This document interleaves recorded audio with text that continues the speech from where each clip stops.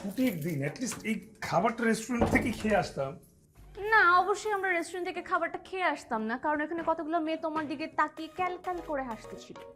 তো আমি তো ওদের দিকে তাকাতাম না। তো ওরা তো তোমার দিকে তাকাচ্ছিল, আর যদি আমি বাই এনি চান্স এর মধ্যে ওয়াশরুমে যেতাম, তুমি নিশ্চয়ই ওদের দিকে তাকাতে, এই রিস্ক তো আমি নিতে পারবো না। যাও সুন্দর মতো তোমার রুমে গিয়ে ড্রেস চেঞ্জ করে আসো। মানে ঘরের মধ্যে পাঞ্জাবি, ফ্রাইডে ড্রেস কোড কি? পায়জামা পাঞ্জাবি।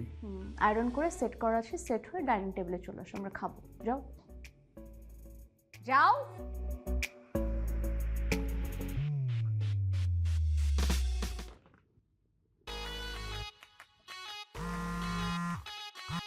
হ্যালো, কিরে মাম্মা, আজ হঠাৎ রেস্টুরেন্টে? হ্যাঁ দোস্ত, ঘটনা কি বলতো?